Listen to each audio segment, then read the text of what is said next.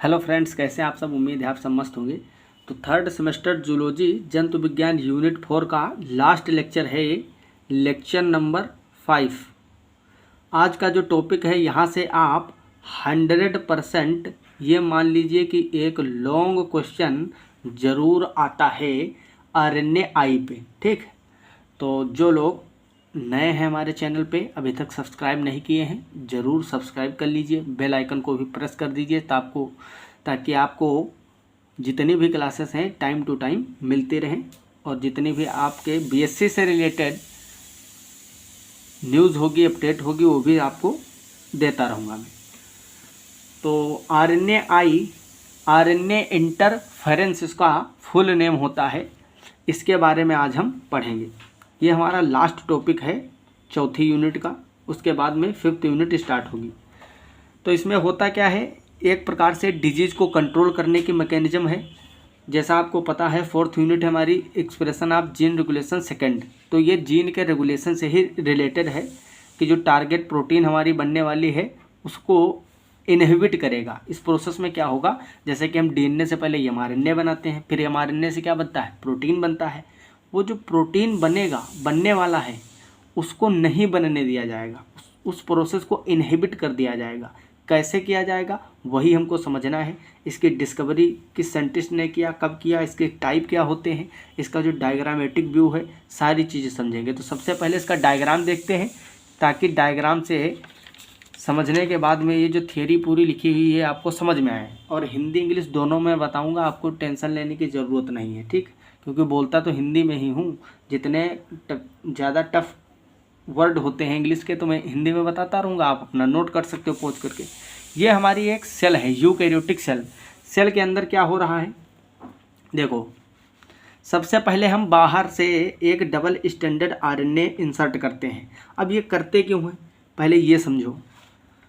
अगर मान लो कोई वायरल इन्फेक्शन हुआ है सेल के अंदर, तो उसके इन्फेक्शन से क्या होता है, एक एग्जाम्पल ले लेते हैं हम रूट नोट निमेटोड का। ठीक, root knot nematode root knot nematode जो है, इसमें बीमारी कॉज की जाती है किसके द्वारा, रूट नोट निमेटोड के द्वारा, टोबैको प्लांट में।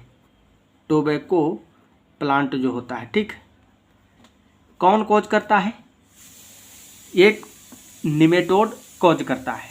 तो वो क्या करता है, मान लो ये टोबैको प्लांट की सेल है, तो इसमें निमेटोड इंटर करेगा, फिर वो क्या करेगा, mRNA अपना बनाएगा, और mRNA से कुछ ऐसी प्रोटीन बनाएगा, इस तरह की प्रोटीन बनाएगा कि वो क्या करेगा, इन्फेक्शन को कॉज करेगा। अगर हम किसी तरीके से इस mRNA को डिग्रेड कर दें या प्रोटीन ना बनने दें तो ये इन्फेक्शन कॉज नहीं होगा। फिर से समझिए, टोबैको प्लांट में रूट नोट निमेटोड नामक डिजीज एक कॉज किया जाता है निमेटोड के थ्रू। ठीक है, तो इसमें क्या होता है, अगर इस mRNA को, जो निमेटोड का mRNA है, जो प्रोटीन बनाएगा स्पेसिफिक जिससे कि इन्फेक्शन फैलेगा, तो इसको हम अगर रोक दें, इस mRNA को ब्रेक कर दें, तो ये प्रोटीन नहीं बन पाएगा, तो सेल सुरक्षित रहेगी।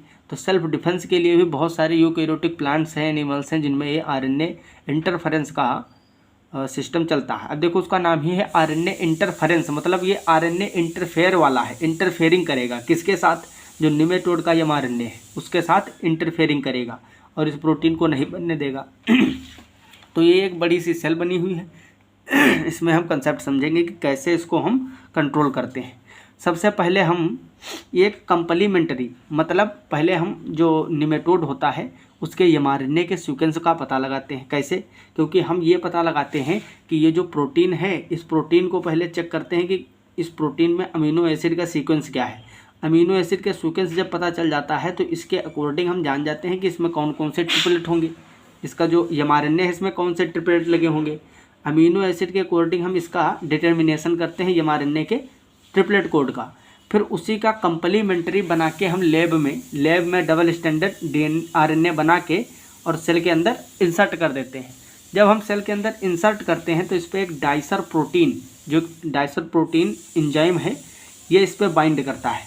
और इसका काम क्या है, ये इस आरएनए को तोड़ देगा, ठीक। एंजाइम जो है आरएनए को का क्लीवेज करवा देगा। अब इसमें दो पार्ट होते हैं, एक होता है पैसेज आरएनए, एक एंटी सेंस आरएनए। इस सेंस आरएनए को, पैसेज आरएनए को हम सेंस आरएनए भी बोलते हैं। क्या बोलते हैं? Sense RNA. और ये है एंटी सेंस, अर्थ और प्रति अर्थ आरएनए। अब इससे ये अलग हो जाएगा और बनाएगा एसआई आरएनए। एसआई मतलब स्मॉल इंटरफेयरिंग आरएनए। यही इंटरफेयर करेगा आगे चल के। तो डीएनए से क्या बना? एमआरएनए। एमआरएनए जो कि टारगेट एमआरएनए है, यही आगे चलकर क्या बनाएगा? ऐसे प्रोटीन जो डिजीज कोज कर सकता है। तो हम यहाँ पे क्या करेंगे, ये जो एमआरएनए बनाएगा, इस एमआरएनए को रिस्क प्रोटीन की सहायता से, रिस्क क्या है? प्रोटीन है। इस प्रोटीन की सहायता से, ये प्रोटीन कॉम्प्लेक्स, कई सारी प्रोटीन इसमें मिलके फिर रिस्क कॉम्प्लेक्स बनता है, प्रोटीन कॉम्प्लेक्स। इसका फुल नेम मैंने नीचे लिखा भी है, RNA induced silencing complex. RNA induced silencing complex. तो ये जो क्या करता है, ये जो इन्फेक्शन कॉज करने वाला एमआरएनए है, इसके साथ में ये जो हमारा कंप्लीमेंट्री आरएनए बाहर से हम डाले थे, स्मॉल इंटरफेयरिंग आरएनए जो बना है डबल स्टैंडर्ड आरएनए से, इसको यहाँ पे बेस पेयरिंग हो जाती है, ठीक। बेस पेयरिंग होने के बाद में रिस्क प्रोटीन क्या करता है? इसको तोड़ देता है। ये जो एमआरएनए था जो इन्फेक्शन कॉज करने वाला था, देखो यहाँ पे टुकड़ों में टूट गया। अब जब ये टूट गया है तो ये प्रोटीन तो बना नहीं पाएगा जिस प्रोटीन के लिए इसका सिंथेसिस हुआ था। तो जब प्रोटीन नहीं बनेगी तो इन्फेक्शन कॉज नहीं होगा, मतलब हम डिजीज़ प्रिवेंशन में सफल हो जाएंगे। तो ब्रेकिंग ऑफ टारगेट एमआरएनए।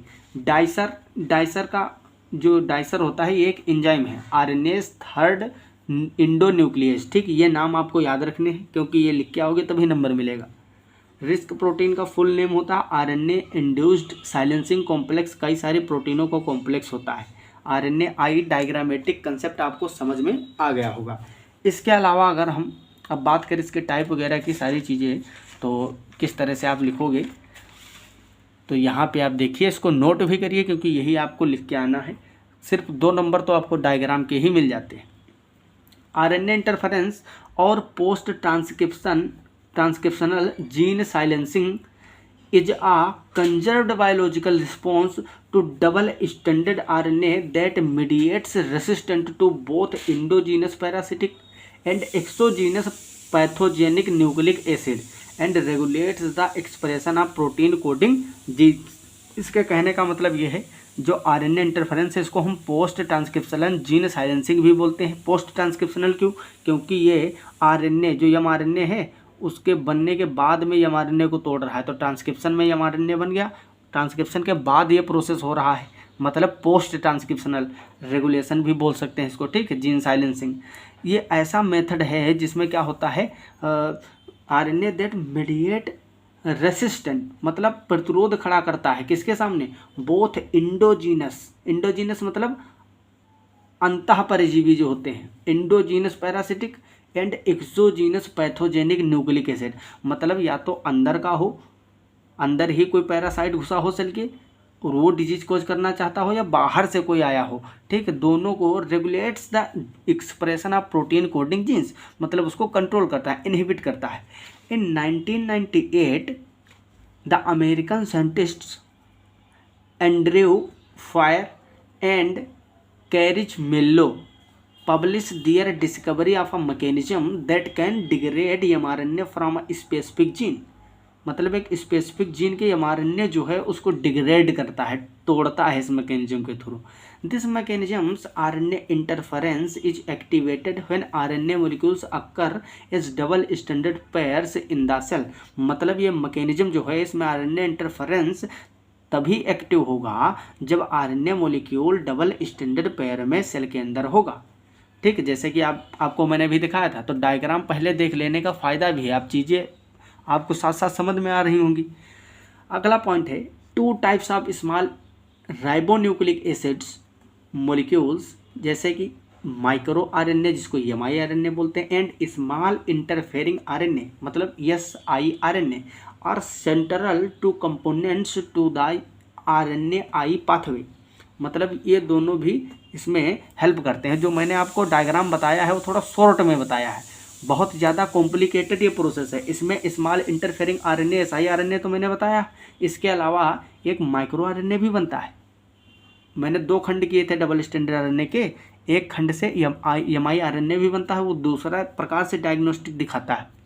ठीक है, अगला पॉइंट इसमें RNA interfere is a natural cellular mechanism, मतलब ये स्वतः प्राकृतिक रूप से चालू होती है। इसके लिए आपको कुछ करना नहीं है, ये कुछ सेल्स में अपने आप चालू होती है और कुछ में आपको डबल स्टैंडर्ड आरएनए बाहर से डालने पड़ते हैं।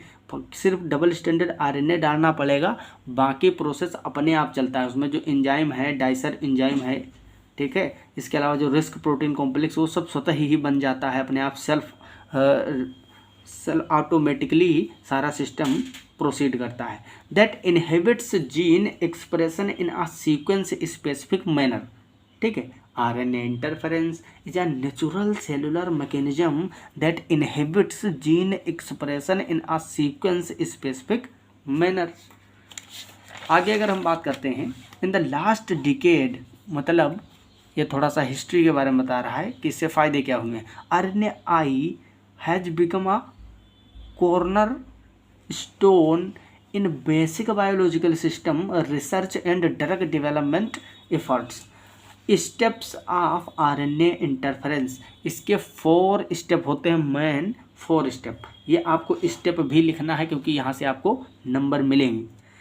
RNA occur in 4 basic steps. First is processing of long double standard RNA by RNase third dicer into small interfering RNA duplexes. मतलब समझ में आया? मतलब सबसे पहला प्रोसेस क्या है, जो डबल स्टैंडर्ड आरएनए को तोड़ के हम क्या बनाते हैं, small interfering RNA by the help of dicer enzyme या आरएनएज थर्ड एंडोन्यूक्लिएज। ठीक है, जैसे कि हमारा ये डबल स्टैंडर्ड आरएनए था, इस पे हम डाइसर प्रोटीन जो है एंजाइम हमारा, ठीक है, डाइसर एंजाइम जिसको हम क्या बोलते हैं, RNase third endonuclease.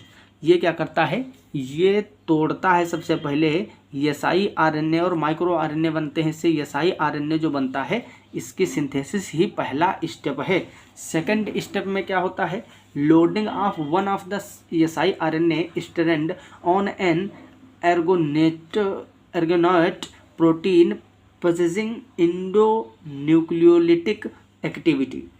Third, target recognition through si RNA base pairing and fourth, cleavage of the target mRNA, target mRNA by RISC protein. ठीक, थर्ड क्या था, target recognition through si RNA base pairing and, मतलब जो हमारा उधर DNA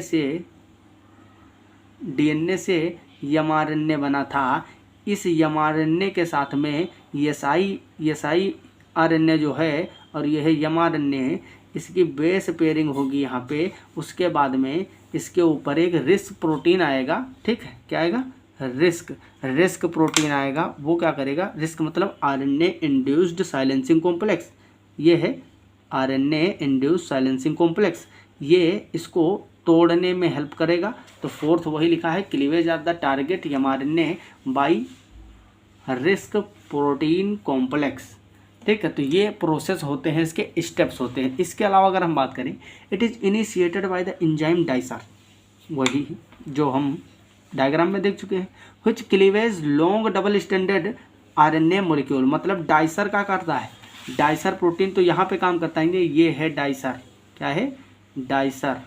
तो dicer protein double standard जो RNA उसको तोड़ता है। Cleavage long double standard RNA molecules into short double standard branch fragments of approximately 21 to 23 nucleotide RNA siRNAs। मतलब ये जो long double standard RNA cell में इंसर्ट किया गया है, उसको डाइसर एंजाइम की हेल्प से हम लगभग 21 से 23 न्यूक्लियोटाइड क्रम का छोटे छोटे स्मॉल इंटरफेरिंग आरएनएज में तोड़ लेते हैं।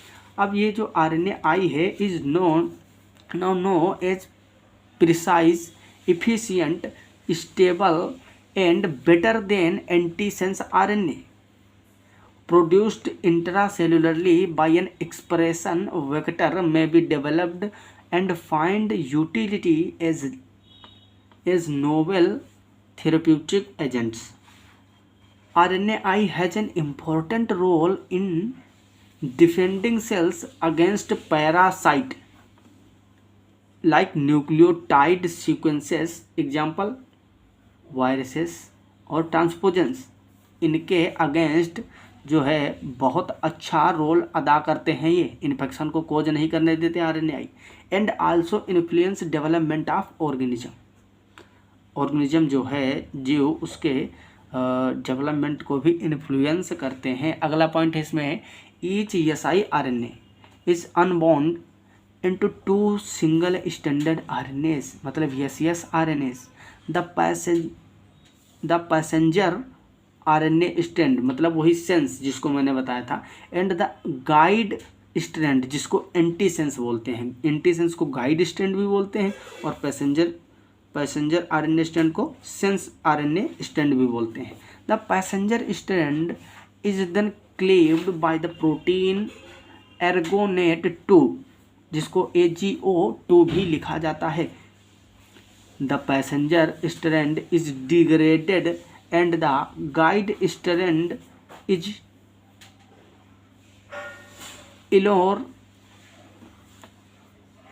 Incorporated into the RNA induced silencing complex. कहने का मतलब ये है, जब हम डबल स्टैंडर्ड RNA को तोड़ते हैं डाइसर प्रोटीन की हेल्प से, एंजाइम की हेल्प से, तो उसमें जो